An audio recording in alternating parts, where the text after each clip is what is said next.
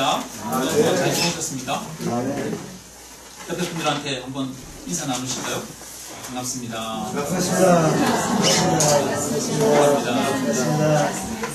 반갑습니다. 오늘 우리가 디모데전서 말씀을 함께 읽었는데요.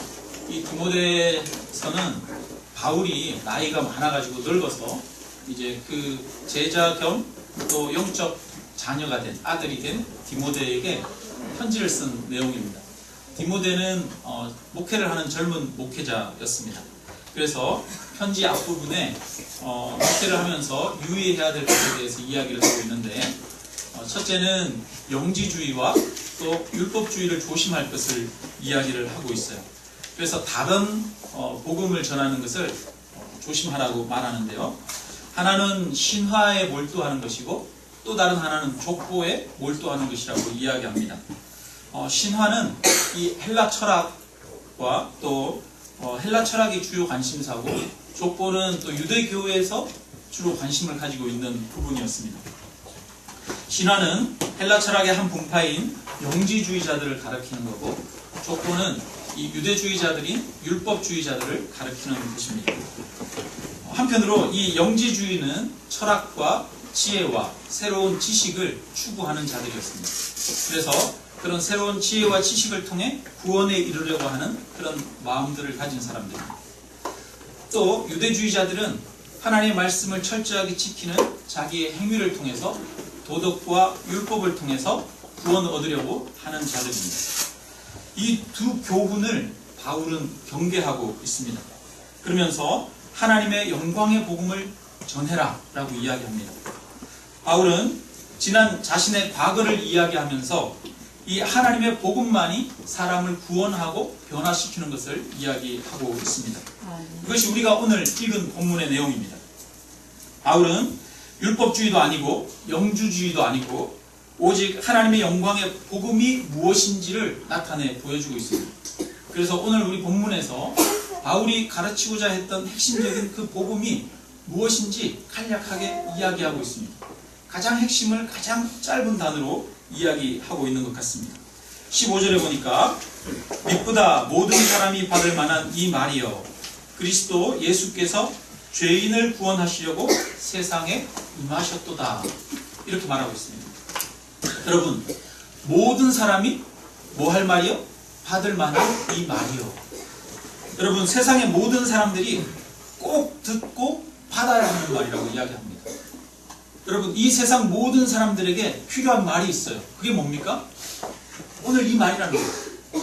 예수께서 죄인을 구원하시려고 이 세상에 임하셨도다. 여러분, 이 사실은 이 세상의 모든 자들이 알아야 되고 받아들여야 하는 말씀인 줄로 믿습니다. 이것이 바로 복음입니다. 복음의 핵심입니다. 한 사람도 예외 없이 받아들여야 하는 것입니다. 철학이나 신화나 족보 이야기가 복음이 아닙니다. 새로운 지식과 정보와 지혜가 복음이 아닙니다. 도덕과 율법이 복음이 아닙니다. 사람을 변화시키고 구원하는 복음은 예수 그리스도께서 우리 죄인들을 사하기 위해서 이 땅에 임하셨다는 것입니다. 모든 사람이 받을 만한 이 말이여, 이렇게 말하고 있습니다.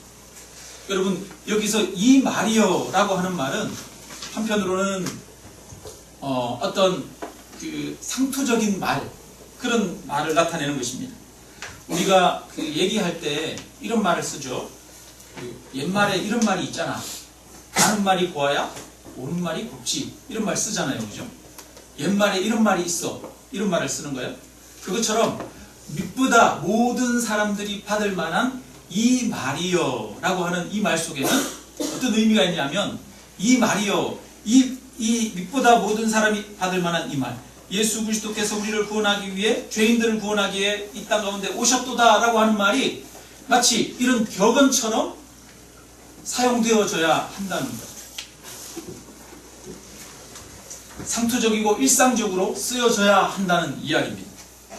그러니까 예수 그리스도가 죄인을 구원하시려고 세상에 오셨다, 이것이 우리에게 날마다 고백되어져야 되고 날마다 일상적으로 쓰여지는 말이어야 한다는 거예요. 여러분 바라기는 저와 여러분 가운데 이 말씀이 날마다 반복되어지고 새겨지기를 주님의 이름으로 축원합니다. 아멘. 그리고 이것은 교회가 전하는 메시지가 되어야 됩니다. 교회가 전하는 핵심의 메시지가 되어야 돼요. 여러분 교회 안 다니는 사람들이 교회 하면 생각나는 뭐 단어나 아니면 말이 어떤 것들이 있을까요? 예수천국, 불신지옥 이런 말들도 있겠고 여러 가지 있겠죠. 예수 믿으세요. 예수 믿고 천국 가세요. 이런 말도 있겠고 여러 가지가 있겠죠. 교회가 전하는 메시지 하면 세상 사람들이 딱 떠오르는 게 있어야 되는데 세상 사람들에게 딱 떠오르는 그 말이 무엇입니까?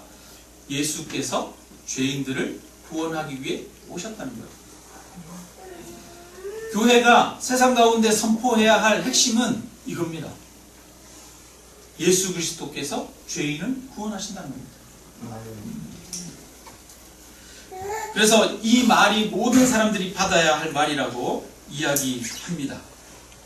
13절에 보면 바울은 내가 전에는 비방자요 박해자요 폭행자였으나 도리어 긍휼을 입은 것은 내가 믿지 아니할 때 알지 못하고 행하였음이라. 또 15절에서는 죄인 중에 내가 괴순이라 이렇게 말합니다. 바울은 자신이 죄인임을 고백하고 과거에 어떤 것을 행했는지를 이야기를 합니다. 근데 여러분 바울의 이런 고백이 쉬운 일이었을까요? 어려운 일이었을까요? 지금 바울은 노년에 자기의 제자고 자기의 아들뻘인 디모데에게 자기가 젊은 시절에 어떠한 삶을 살았는지를 적나라하게 이야기하고 있는 거예요. 자기가 죄인 중에 괴수라고 이야기하고 있는 거예요. 여러분 이건 굉장히 사실은 좀 어려운 일입니다. 바울은 굉장히 유능한 사람이었어요. 이 길리기아 다소라고 하는 지역의 출신 사람입니다. 그 당시에 교육 도시로 아테네가 굉장히 유명한데 아테네와 버금가는 도시이기도 합니다. 그곳에서 그는 헬라 철학을 배우고 헬라어에 능통한 사람이었습니다. 요즘으로 따지면 뭐 미국 시민권자를 가지고 미국에서 태어나서 한국 사람인데 미국에서 태어나서 미국에서 유능한 대학을 졸업한 것과 같은 그런 사람이었습니다. 그래서 그는 나중에 아테네에 철학자들이 모여서 토론하는 공간이 있었는데 아레오바고라고 하는 곳이 있습니다.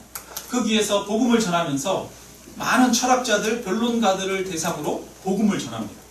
헬라어로 복음을 이야기하는 거예요. 그러니까 이 사람은 아주 국제적인 감각을 가지고 있는 사람이고 국제적으로도 능통한 언어를 가지고 있고 철학적인 그런 사고에 훈련이 되어 있는 사람입니다. 근데 그가 다시 역으로 이 유대로 유학을 왔어요. 그래서 유대에서 유명한 랍비인 가말리엘의 문화에서 그 율법을 배우게 됩니다. 그래서 그는 바리새인으로 생활하게 됩니다. 그러니까 한편으로는 헬라어도 능통한 사람이에요. 미국에서 태어나서 미국 시민권자였고 거기에서 유능한 대학에 나왔는데 한국에 와서 한국에서 서울대나 카이스트에서 신학을 전공하고 카이스트는 신학이 없죠. 다른 학문을 전공하고 거기에서 최고로 유능한 학문적 성취를 이룬 사람이에요. 뿐만 아니라 그는 바리새인이었습니다. 굉장히 도덕적이고 율법적인 사람이에요. 엄격하게 하나님의 율법을 지키는 사람입니다. 사회적으로 보면 그는 여러 가지 꿀릴 게 없는 사람이에요. 명방을 갖춘 그런 사람입니다. 뿐만 아니라 그가 이제 나중에 다메섹으로 하다가 그가 예수님을 만나게 되죠. 그는 유대 공회 사내드린이라고 하는 유대 공회로부터 인정받는 젊은이였습니다. 장래가 촉망받는 그런 젊은이였습니다. 그래서 기독교인들을 박해할 수 있는 그런 고난을 가지고 다메섹으로 가고 있었어요. 그리고 나서 그는 예수 그리스도를 만나게 되죠. 예수를 만난 이후에 완전히 180도 변화된 삶을 살기 시작합니다. 자기가 핍박하던 예수 그리스도를 전하기 시작합니다. 그런데 그가 예수 그리스도를 전하기 시작한 이후에 그의 삶도 굉장히 유능하고 뛰어난 삶을 살아가게 됩니다. 여러분 신약에 보면 성경이 27권이잖아요. 신약 성경 27권 중에 13권을 누가 썼느냐 하면 바울이 썼어요. 어마어마한 일이죠. 한편으로 오늘 우리가 이 전에 듣는 이 복음에 있어서 가장 중요한 역할을 한 사람이 예수 그리스도시겠죠. 예수 그리스도 이후에 가장 중요한 영향을 교회사에 끼친 사람이 누구냐면 바울입니다. 바울은 그렇게 영적으로도 도덕적으로도 모든 면에서 뛰어났던 사람이에요. 그가 한때 예수 그리스도를 박해했지만, 믿는 자들을 박해했지만, 그는 그 이후에 하나님을 향한 온전한 헌신의 마음을 가지고 교회를 위해서 섬기면서 봉사하면서 살아갔던 사람입니다. 그리고 나서 이제 30여 년이 지났어요. 30여 년이 지나서 자신의 젊을 때의 그 과오에 대해선 이제 묻어두고 자신의 권위를 나타내고 나는 좀 괜찮은 사람이야. 그럴듯하게 자기를 충분히 포장할 수 있는 사람입니다. 그런데 그가 말년에 고백합니다. 뭐라고 고백합니까? 나는 비방자요, 박해자요, 폭행자였으나 나는 죄인 중에 괴순이라. 여러분, 죄인 중에 괴순이라, 내가 죄인 중에 괴수였다라고 이야기하는 것이 아니라 여전히 나는 그 죄인 중에 괴수인 자이다 라고 하는 그런 고백이 있는 거예요. 하나님의 은혜를 알지만 여전히 나는 하나님의 은혜가 아니시고는 구원받을 수 없는 죄인이라고 하는 깊은 고백이 그에게는 있습니다. 여러분, 이런 고백은 쉬운 일이 아니죠. 세상에 여러분 보면은 세상에 자기 잘못이나 과거에 대해서 고백 안 하는 사람들이 얼마나 많이 있습니까?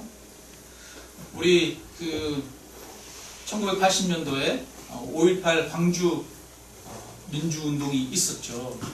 요즘도 보면 그때 과거의 사실들이 여전히 제대로 밝혀지지 않지 않습니까?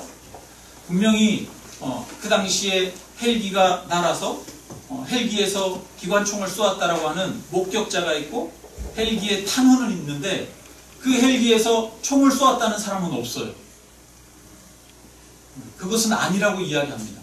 아무도 누군가 나타나서 내가 그때 그 헬기를 탔던 사람입니다 라고 자백하는 사람이 있습니까? 없습니까? 없어요. 사람은 누구나 자신의 과거를 변명하고 싶어하고 정당화하고 싶어하고 감추고 싶어 합니다. 가끔 가다 보면 고발 프로그램 같은 거 나오죠. 그럼 고발 프로그램 보면은 무죄한 사람을 여러 가지 정황을 끼워 맞춰서 억울하게 감옥에 가두게 만든, 그래서 고문하고 거짓으로 조서를 쓰게 해서 재판을 받아서 감옥에 가두게 만든 그런 사람들의 이야기가 나옵니다. 그런데 그런 일을 행했던 사람들이 나중에 자기가 잘못했다라고 자기가 비리 경찰이었고 비리 검사였다라고 고백하는 사람들을 여러분 보신 적 있습니까? 없어요. 그 당시에 자기는 그럴 수밖에 없었다라고 말합니다. 억울한 간첩을 만들었으면서도 억울한 간첩을 만들은 내가 잘못했다라고 이야기하지 않아요. 그럴만 했다라고 이야기합니다. 사람들은 오래전 자신의 깊은 가오를 그대로 고백하고 인정하고 내놓기를 싫어합니다. 여러분, 바울은 안 그랬겠습니까? 여러분, 바울이 이룬 그 삶을 보면 바울은 지금 비록 한때 과거에 잘못이 있었지만 칭찬받아 마땅하고 또 사람들로부터 존경받아 마땅한 그런 사람입니다. 그런데도 그가 고백합니다. 자신의 가장 수치스러웠던 부분을 이야기를 합니다. 자신은 스데반을 돌로 쳐 죽였고 또 믿는 사람들을 때리고 가두는 일에 주도적으로 나섰던 사람이라는 것을 30여 년이 지나서 지금 자신의 후계자가 되는 그 디모데에게 이야기를 하고 있습니다. 그러면서 믿보다 모든 사람이 받을 만한 이 말이여, 그리스도 예수께서 죄인을 구원하시려고 세상에 임하였다. 내가 죄인 중에 괴순이라. 이렇게 고백하고 있습니다. 바울은 이처럼 자신의 죄를 깊이 깨달은 사람일 뿐 아니라 그것을 뉘우친 사람이었습니다. 그리고 그 뉘우친, 한순간에 뉘우친 것으로 그치는 것이 아니라 그는 일평생토록 자신이 죄인임을 고백하면서 깨달으면서 그 예수 그리스도의 은혜로 구원 얻었음을 기억하면서 그 예수 그리스도의 은혜를 증거하는 사람으로 살았던 것을 보게 됩니다. 바울은 자신이 용서받은 죄인이라는 것을 잊지 않았습니다. 자신의 죄와 허물을 깊이 인식하고 그의 마음은 깊은 겸손으로 가득 차 있습니다. 바울의 고백을 통해서 우리는 자신의 죄에 대한 깊은 인식과 동시에 죄인을 구원하시는 예수님의 은혜에 대한 깊은 감사가 있다는 것을 볼 수 있습니다. 미쁘다 모든 사람들이 받을 만한 이 말이요. 이 말 속에는 이 예수 그리스도에 대한 이 복음에 대한 감사가 있어요. 복음에 대한 찬양이 있습니다. 죄에 대한 깊은 고백 속에 하나님의 은혜에 대한 고백이 있게 되는 것입니다. 죄에 대한 고백이 없으면 하나님의 은혜에 대한 고백조차 우리에게 있을 수가 없습니다. 우리가 얼마나 깊은 죄인인지 날마다 깨달을 때에 우리는 우리를 구원하시는 예수 그리스도의 은혜를 알게 되고 고백하게 되는 줄 믿습니다. 아멘. 우리는 우리의 죄를 깊이 깨달아야 합니다. 이것은 막연하게 죄의식 속에서 살아야 한다는 이야기가 아닙니다. 내가 지금까지 지었던 죄가 무엇이고 또 살아가면서 순간순간 빠지는 죄가 어떤 것들이 있는지 그때그때 깨달아야 한다는 이야기입니다. 그러면 죄의 본질이 무엇인지 한번 우리가 알아보아야 합니다. 죄는 하나님이 하지 말라고 금하신 것을 하는 거겠죠. 그래서 살인하지 말라, 간음하지 말라, 또 거짓 증거하지 말라 이런 것들을 하는 것을 우리는 죄로 인식하고 있습니다. 다 죄로 인식하죠. 그런데 죄로 인식하지 않는 부분이 있어요. 어떤 게 있습니까? 하나님이 하라고 한 것을 안 하는 것. 여러분, 내 이웃을 내 몸과 같이 사랑하라, 안식일을 기억하여 지키라 라고 말하는데, 여러분 그런 걸 안 하는 것 죄입니까? 죄 아닙니까? 내 형제를 사랑하라고 부르는데 안 하는 것도 한편으로 죄이겠죠. 여러분, 이런 것들도 죄입니다. 우리가 해야 하는데 하지 않는 것, 또 하지 말아야 되는데 하는 것도 죄입니다. 그러나 더 근본적으로는 죄는 인간이 하나님 없이 자기 스스로 자기 마음대로 살려고 하는 것입니다. 아담과 하와가 선악과를 따먹을 때 뱀이 와서 아담과 하와를 유혹합니다. 뭐라고 유혹합니까? 선악과를 따먹으라. 따먹으면 어떻게 될 것이다? 너희 눈이 밝아서 하나님과 같이 될 것이다. 뱀이 유혹한 것은 네가 하나님이 될 수 있어. 하나님과 같이 될 거야 라고 하는 것이었습니다. 이것이 바로 근본적인 죄악입니다. 하나님과 같이 되려고 했던 아담은 하나님으로부터 멀어져서 에덴 동산에서 쫓겨나게 되었습니다. 하나님과 멀어지고 분리되었습니다. 이것이 바로 죄의 결과입니다. 우리는 탕자의 비유 속에서 이 죄에 대해서 좀 더 잘 알 수 있습니다. 여러분 탕자의 비유 잘 아시죠? 아버지가 있는데 그 아버지에게는 두 아들이 있어요. 첫째 아들, 둘째 아들이 있는데 누가 탕자였습니까? 둘째 아들이 탕자였죠. 둘째 아들은 아버지가 죽기 전에 아버지 재산을 팔아서 내 몫을 주십시오 라고 이야기합니다. 이 당시에 재산을 팔아서 내 몫을 주십시오 라고 하는 것은 아버지를 거부하는 겁니다. 당시의 상속은 아버지가 돌아가시면 이루어지는 거였습니다. 아버지가 살아있는데도 상속을 해달라고 요구하는 것은 아버지의 권위를 인정하지 않는 거예요. 이제 나는 아버지 없이 내 마음대로 살고 싶습니다. 나는 내 뜻대로 행하겠습니다 라고 아버지를 거부하는 것입니다. 그래서 아버지 없이 내 마음대로 내 뜻대로 사는 것이 죄라고 하는 것입니다. 여러분 이것이 죄라고 하는 것은 우리가 너무 잘 알죠. 내 마음대로 내 뜻대로 살아갈 거야 하는 것, 하나님 없이 살려고 하는 것, 허랑방탕하게 사는 것, 이것이 죄라고 하는 것은 사실 우리 모두가 다 인정하는 것입니다. 다 알고 있죠. 근데 여러분 이 둘째 아들만 죄인이 아니라 첫째 아들도 죄인입니다. 둘째 아들만 아버지에게서 멀어진 것이 아니라 첫째 아들도 아버지에게서 멀어졌습니다. 아버지의 마음을 전혀 모릅니다. 이 둘째 아들이 떠나서 모든 재산을 탕진하고 다시 돌아왔습니다. 그러자 아버지는 그 아들이 너무 반가워서 그 아들에게 가장 좋은 옷을 입히고 가락지를 끼우고 송아지를 잡아서 잔치를 벌입니다. 덜에 나갔던 큰아들이 집에 딱 들어와 보니까 잔치를 벌이고 있어요. 그러자 큰아들이 아버지에게 뭐라고 말합니까? 아버지의 재산을 창기와 함께 삼킨 저 아들에게는 송아지를 잡아주면서 나를 위해서는 양이라도 한 마리 잡아준 적 있습니까? 라고 이야기를 합니다. 여러분 둘째 아들이 지금 이렇게 아버지에게 도전하는 이유는 뭡니까? 자신의 재산이 이 돌아온 아들로 인해서 손해가 나는 것을 싫어하는 겁니다. 그러면서 이 둘째 아들은 나는 아버지 앞에 아버지의 재산을 가질 수 있을 만한 정당한 자격이 있는 것 아닙니까? 나는 지금까지 아버지 밑에서 순종하면서 집안의 모든 일을 감당하면서 살았습니다. 그런 나에게는 무엇을 해주셨습니까? 나에게는 정당하게 해주어야 될 것을 해주지 않으셨습니까? 라고 이야기하는 겁니다. 그러자 아버지가 말하죠. 내가 가진 것이 다 내 것이 아니냐? 라고 말합니다. 그러나 이 아들은 그 아버지 앞에서 아버지의 마음을 이해하고 아버지를 사랑하여 그 아버지를 순종하는 것이 아니었습니다. 왜 아버지에게 순종했습니까? 그는 아버지의 재산 때문에 아버지에게 순종한 거예요. 자기가 아버지에게 열심히 순종해서 그 순종을 통해서 아버지와 함께 삶으로써 나중에 아버지의 유산을 상속받기 위해서 아버지 밑에 있었던 것입니다. 여러분, 이 첫째 아들은 누구에 대한 비유입니까?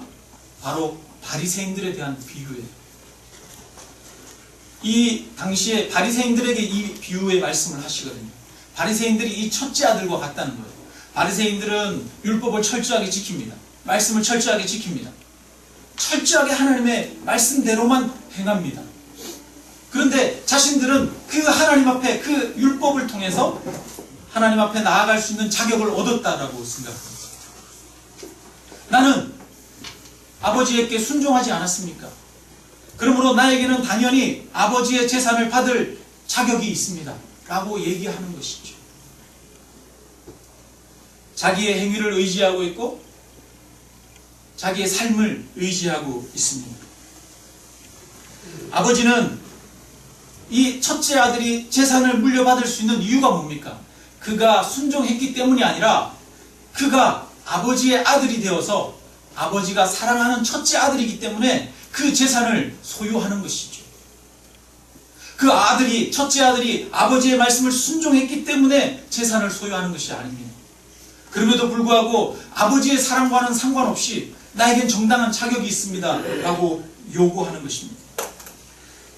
첫째 아들도 아버지의 사랑을 의지하지 않았습니다. 아버지를 필요로 하지 않았습니다. 자기의 행위를 의지하였습니다. 두 아들 다 아버지를 부인했습니다. 둘째 아들은 아버지를 떠나서 자기 마음대로 살아가면서 아버지를 부인했고, 첫째 아들은 아버지 곁에 있으면서 아버지의 사랑을 의지하는 것이 아니라 자기 노력으로 아버지의 재산을 얻으려고 생각했습니다. 두 아들 다 아버지를 인정하지 않는 것입니다. 여러분, 우리는 이 두 가지가 다 죄입니다. 우리는 날마다 이 두 가지 죄 가운데에서 왔다 갔다 하면서 살아갑니다. 어떤 때는 하나님의 명령을 어기고 내 마음대로 살아갑니다. 그래서 죄를 짓습니다. 또 어떤 때는 하나님의 은혜와 사랑으로 살아가는 것이 아니고 나의 의를 위해서 내 힘과 내 지혜와 내 교만으로 살아갑니다. 내 지혜와 내 힘과 내 교만으로 살아가는 것이 죄입니다. 여러분은 칭찬받으면 기쁩니까? 기쁘지 않습니까? 기쁘죠. 그리고 누군가한테 싫은 소리를 들어요. 그러면 여러분 기쁩니까? 안 기쁩니까? 안 기쁘죠. 기분이 금방 나빠지죠. 여러분, 왜 누군가로부터 어떤 좋은 얘기를 들으면 금방 기분이 좋아지고 싫은 얘기를 들으면 금방 기분이 나빠집니까?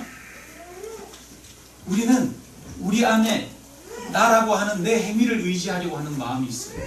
내가 어떤 사람이다 라고 하는 것을 중요하게 여깁니다. 그래서 누군가 나를 나쁜 사람이라고 이야기하면 기분이 나빠져요. 우리는 사람들의 평판에 의지하고 자신의 행위에 의지합니다. 하나님이 우리를 어떻게 여기시는지, 죄인인 우리들을 여전히 사랑하시는 것을 기억하고 그것을 중요하게 여기고 그 근거 안에서 살아가는 것이 아니라 사람들의 평판을 의지하고 자신들의 도덕과 행위를 의지하기 때문에 다른 사람들이 안 좋은 소리를 하게 되면 기분이 나빠집니다. 여러분, 누군가의 이야기를 들었는데 기분이 확 나빠지면서 그거에 대해서 적극적으로 반응한다면 우리 안에 죄가 역사하고 있는, 우상이 역사하고 있는 겁니다.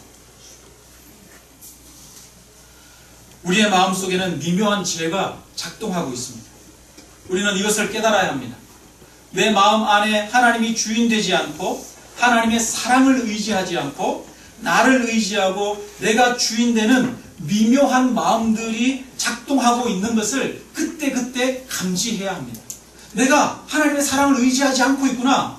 내가 사람들을 의지하는구나. 내가 내 행위를 의지하는구나. 이거를 알아야 돼요. 우리 마음 가운데. 죄가 작동하는 순간들을 깨달아야 합니다. 우리가 율법을 지키고 말씀을 지키는 그 동기 속에도 은혜가 아니라 자기 교만과 자기 우상이 자리할 때가 수없이 많이 있습니다. 우리가 이렇게 우리 안에 작동하는 이 죄가 날마다 역사하는 것을 깨닫게 될 때마다 우리가 얼마나 연약한 자인지를 알게 됩니다. 그리고 우리가 하나님의 은혜가 없이는 구원 얻을 수 없는 자라는 것을 고백하게 됩니다. 그리고 하나님의 사랑과 은혜를 깊이 경험하게 되어질 것입니다. 제가 죄인이라는 것을 조금 더 인식하게 되었을 때 제 마음에 하나님을 의지하지 않고 제 자신의 행위를 의지하는 내면의 우상들을 돌아보기 시작했어요. 하나님의 복음을 좀 더 깊이 알면서 내 마음의 내면에 있는 제 율법을 의지하고 도덕을 의지하고 사람들의 평판을 의지하고 나 자신의 힘과 지혜를 의지하는 내 안에 있는 우상들을 조금씩 보기 시작하니까 여러분 변화가 일어나기 시작했습니다.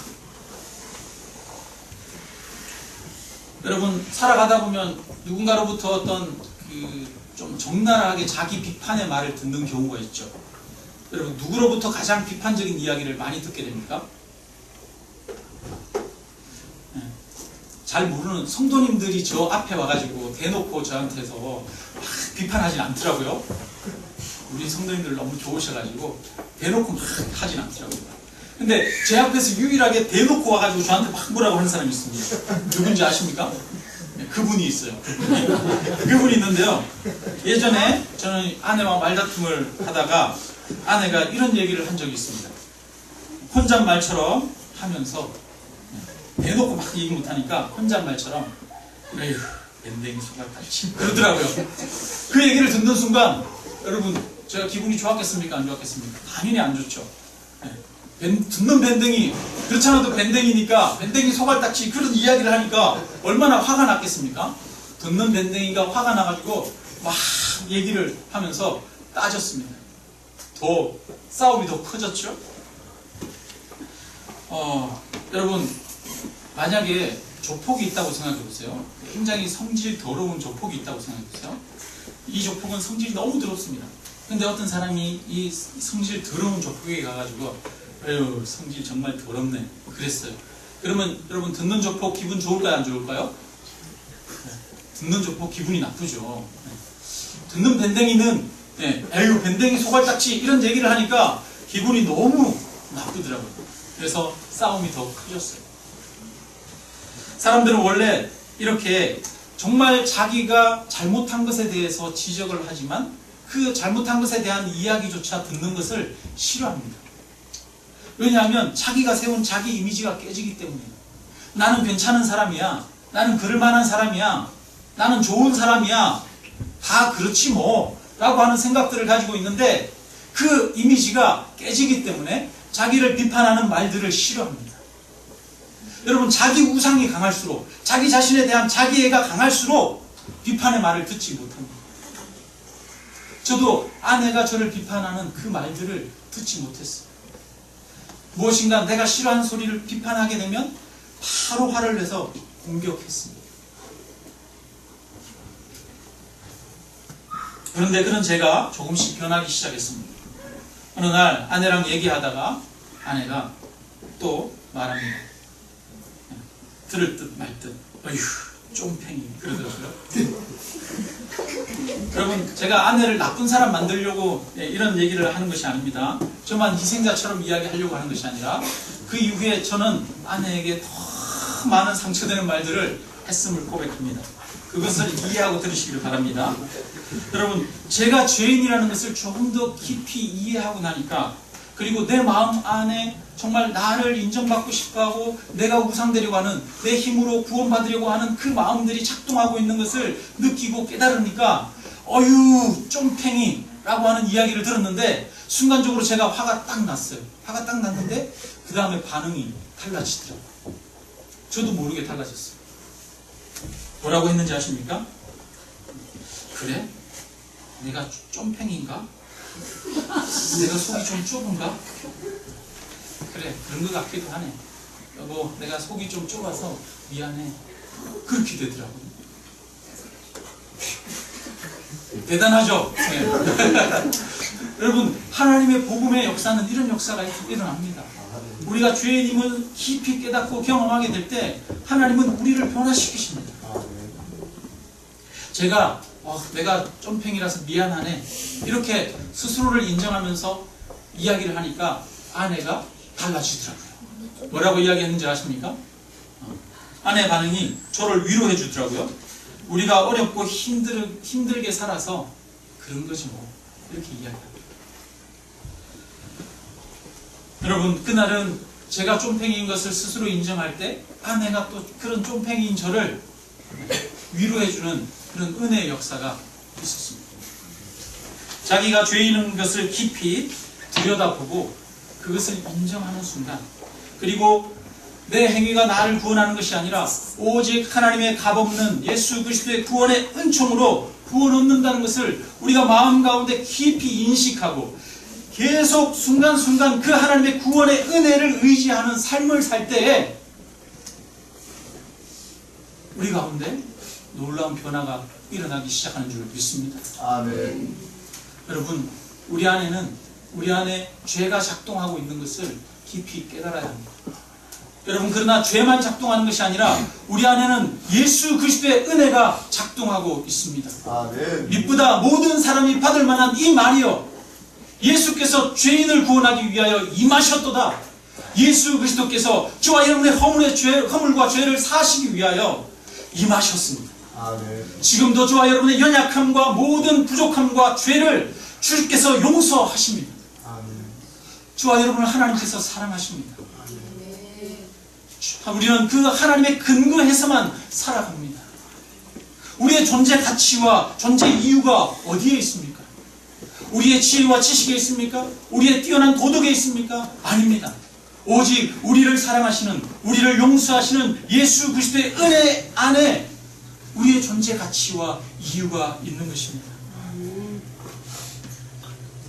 여러분, 우리가 좀 망가져도 괜찮습니다. 나의 허물이 좀 드러나도 괜찮습니다. 바울은 말합니다. 그가 마지막 노년이 되어서 젊은 목회자인 디모데에게 내가 죄인 중에 괴수다. 내가 죄인 중에 괴수다. 라고 이야기합니다. 이런 나를 하나님이 구원하셨다. 라고 말합니다. 여러분, 우리는 모두 죄인입니다. 우리 안에는 날마다 죄가 작동하고 있습니다. 우리는 하나님 없이 살고 싶어합니다. 내 마음대로 살고 싶어합니다. 내 지혜와 내 노력과 내 힘이 근거가 되어서 인정받을 만한 사람이 되고 칭찬받을 만한 사람이 되기를 원합니다. 여러분, 우리 안에 작동하는 이 죄를 깨닫고 이것을 내려놓으시기를 주님의 이름으로 축원합니다. 아멘. 오직 예수 그리스도를 고백하시기를 바랍니다. 아멘. 그럴 때 하나님은 우리 안에 놀라운 변화를 일으키십니다. 우리가 죄인이라는 것을 깊이 인식하고 그 죄인인 우리를 예수님이 사랑하시고 구원하신다는 것을 깊이 아는 것이 복음입니다. 이 복음은 우리가 그냥 머릿속으로 이해하는 것으로 끝나는 것이 아닙니다. 복음은 우리 삶 가운데 날마다 고백되어져야 하는 것입니다. 우리 삶 가운데서 적용되고 날마다 깊이 깨달아져야 하는 것입니다. 우리 삶 가운데 복음이 작용하고 적용되고 깨달아질 때 예수 그리스도께서 우리 안에서 역사하시고 일하기 시작합니다. 복음이 우리의 마음과 행동과 삶을 변화시킵니다. 관계를 변화시킵니다. 복음은 살아 역사합니다. 하나님의 말씀은 우리 가운데 살아 역사합니다. 하나님의 구원의 은혜가 우리의 삶에 나타나게 됩니다. 우리 안에 있는 죄와 하나님의 은혜를 깊이 인식함으로써 복음의 능력이 나타나는 삶이 되기를 주님의 이름으로 축원합니다. 미쁘다 모든 사람이 받을 만한 이 말이여, 예수께서 죄인을 구원하시려 임하셨도다. 이것이 저와 여러분의 삶 가운데서 날마다 고백되어지기를, 이 복음이 선포되어지기를 주님의 이름으로 축원합니다. 우리 함께 찬양하고 함께 기도드리겠습니다. 찬양 305장 함께 찬양드립니다.